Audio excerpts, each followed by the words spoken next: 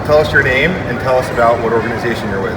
So my name is Rob. I'm with Dungeons of Hope, which is a charitable organization started back in 2016 to help support the South Park Inn, which is an organization that helps people get off their feet, off the streets, and ultimately enter their own homes so they can support themselves and their families. Okay. And so you are running a charity Dungeons and Dragons game in Hartford, is that right? Yeah, so the game is actually called Hero Quest. It's like D&D, but it's a lot simpler. You don't have to really imagine too much. Everything's on the board. You have cards, you have furniture pieces.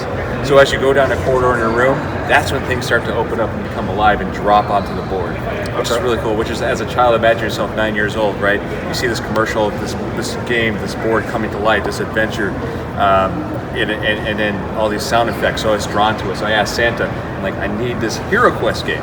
And so I got it, fortunately, and I played it with my friend all throughout my childhood. And now he's part of my board. He's on my board of directors. Wow. We got together years later after going to college, and we brought the game back to our lives. We realized we wanted to do something bigger with this awesome game. We wanted to bring it to life and have it have more meaning.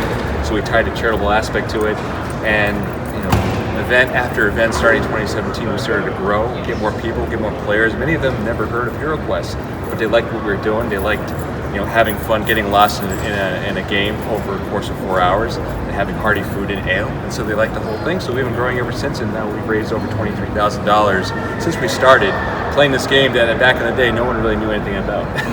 So it's been a wild ride. And then how does the charity event work? What are the mechanics of that? Yeah, so people register for the event online. They buy their tickets. Tickets are around $50 right now, so that covers the dinner and then access to the event. And then after they register, we set them up with their own fundraising page through Give Lively. And then they set up their page and they write their sort of what they want to do, their mission. Please support me in my quest. And they send it out to their coworkers, their friends, their family, everyone they know. Like you would if you're running a marathon or something similar to that. Yep. And so the money comes into their fundraising page, and then every dollar they've raised goes to the South Park Inn homeless shelter and any other organization like that we're choosing to support. And those dollars also convert to gold coins. So the day of the event, you come and we look to see how much you've raised, and then we convert that to gold coins, and you go to the armory and you provision. And you buy bigger weapons, swords, crossbows, whatever you can afford, shields, potions, and that gives you the edge during the 2 quests you play during our charity event. And the better you do, the more monsters you kill, the more treasures you find, the more points you accumulate, the more points your team accumulates, and the better the prizes at the end you can choose from. And how can people find you on web and social? So we're on dungeonsofhope.org is our website, Dungeons of Hope on Instagram and Facebook. You can find it that way. That's our hashtag.